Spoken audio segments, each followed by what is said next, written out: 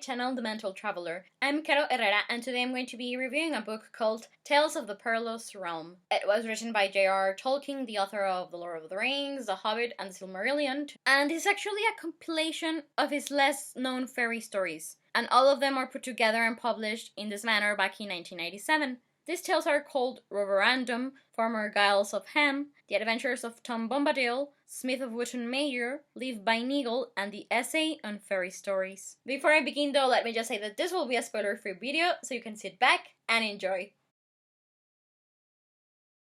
Okay, so I've been a Tolkien fan ever since I was a child because of The Lord of the Rings, the movies, the books, everything related to Middle-earth. But I've actually never paid that much attention to Tolkien's less well-known stories. I remember being at a public library back in 2018 when I was living in Canada and finding Tales of the Perilous Realm, and I was not quite sure what to make of the book because it kind of had stories that belonged to Middle-earth, but not all of them did. And I mean, I assumed that one day I would read it, not really thinking that time would be soon. Because in the end, they are a must for any Tolkien fan. But the reason why I finally convinced myself to read them was because back in September 2020, I reread The Lord of the Rings and Humphrey Carpenter's biography on J.R.R. Tolkien. And then I went on to read the letters of J.R.R. Tolkien. And I was craving to read the Tales of the Perilous Realm after having read everything about them, from how Tolkien had conceived them to the road to publication and stuff.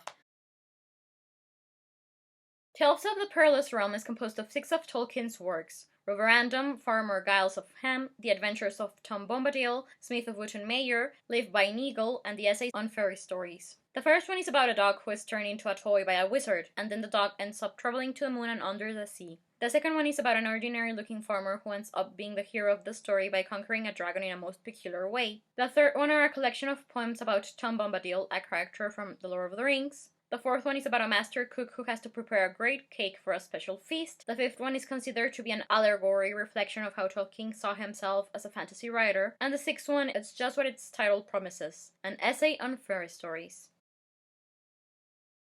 Okay, so I give Tales of the Perilous Realm a 4 out of 5 stars review. And as I said, I highly recommend them for any Tolkien die-hard fans out there. And in the end, to anyone who likes children's stories, or they're ideal to read to your children. I must confess that I didn't like them as much as The Lord of the Rings, The Hobbit, The Silmarillion, Beren and Luthien, The Fall of Gondolin, The Children of Hurin. But they were still fascinating because they allowed me to discover another aspect to the writer that Tolkien was. And it was also pretty emotional to discover links between these stories and the world of Middle-earth, because they really showed that Tolkien was just so much into wizards and dragons, for example. Still, after reading so much stuff about Tolkien, I was a bit fed up because I had read them all in a very short amount of time. So by the time I came to the Tales of the Perilous Realm, I didn't enjoy reading it as much as I would have had I been fresh into rereading Tolkien again. Still, I would love to read them to my kids one day, so I do recommend them. For the moment though, I believe that this is all I have to say about the Tales of the Perilous Realm. Thank you so much for watching my review of it. I'm keeping my fingers crossed that you enjoyed it. Please let me know if you did or if you didn't.